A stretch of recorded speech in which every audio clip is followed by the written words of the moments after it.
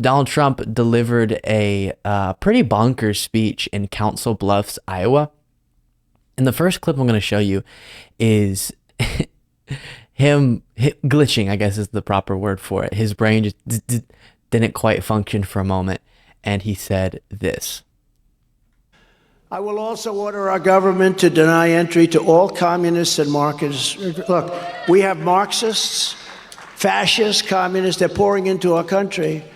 We are going to deny them access to our country. Now, the one problem is, what about all the ones we already have that He says, at one point, he says, markers, we're going to deny all access to communists and markers. And he goes, oh, Marxist. And I'm not making fun of the concept of messing up your words. I do it all the time. It's Trump, though. So that's what I'm making fun of. And what he's saying is deranged, capital D. And then he also goes on to say something about commie or into the cunny instead of country.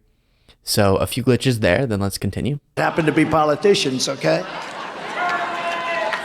Nancy Pelosi, Schumer, Schiff. So How about Schiff? Shifty. My mouse wasn't working for a second there.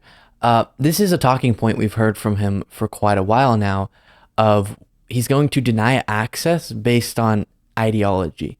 Communists, markers, no crayons, no pencils. And that's dangerous because what actually that would be, he's not going to get it done, as is the case with a lot of his proposals, if he were, God forbid, to become president again. But if he were to try to implement that, it would just be countries that he perceives as communist or Marxist and the people coming from those countries, which would be so detrimental to people who aren't even often, they're very opposed to harmful governmental regimes within their country. And that's why they're coming to the United States or countless other reasons. And you would be punishing people for a reason that is not at all their fault.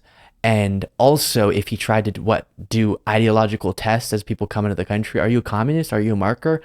And that would be really, really dangerous as well.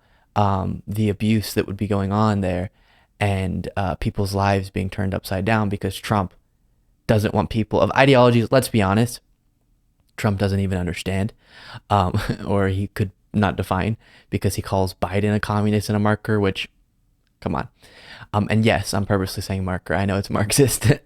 And then this next clip, he has been increasingly shifting his story about Ron DeSantis coming to him for an endorsement, and the story he tells about how that went down, and DeSantis was dead. His campaign was dead. And there is truth to the fact that DeSantis rode the Trump wave for sure. And I think we can make fun of that when it comes to DeSantis. But Trump is enhancing his story each time he tells it. I said, Ron, let me tell you, if George Washington came back from the dead and he had the support of Abraham Lincoln, you can't get elected. He said, sir, if you endorse me, sir, I'm telling you I can win. And, you know, he fought a little bit along with 200 other people, frankly, but he fought a little bit for when they did impeachment hoax number 1 and impeachment hoax number 2, total hoaxes. And so I figured, what the heck, the one that was winning, Adam Putnam. This makes no sense. He says that too. Okay, well, let's start with if Washington and Lincoln came and supported DeSantis, then he wouldn't be able to get elected, but Trump's support's even more powerful than that. Yeah, okay. Classic narcissist stuff on the part of Trump.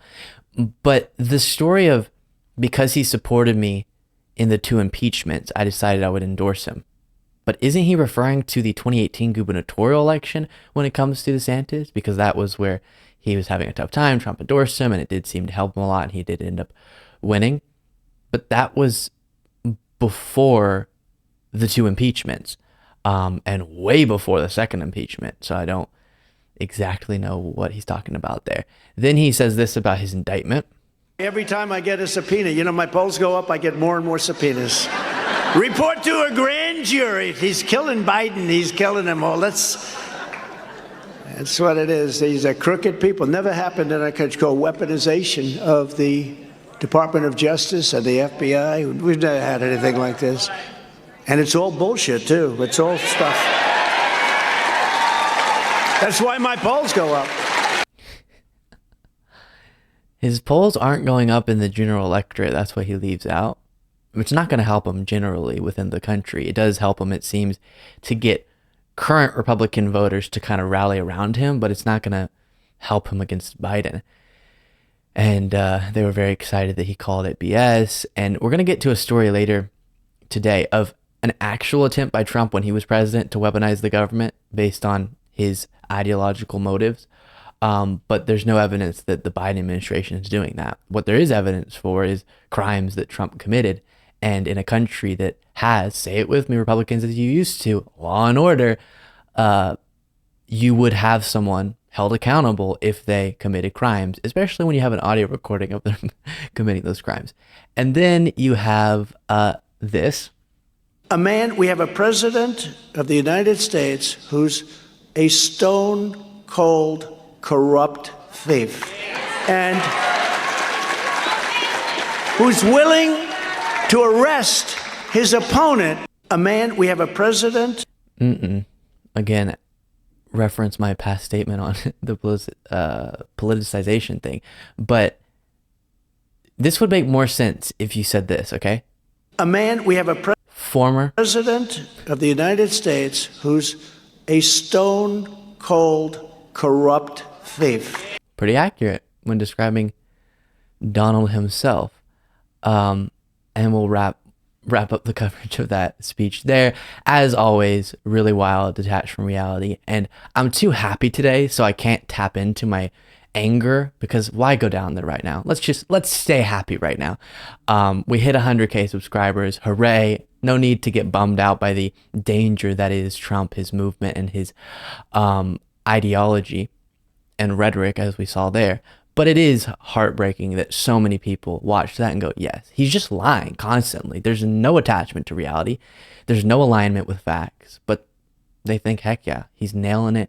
He's the victim. He's our hero. And that is really, really sad.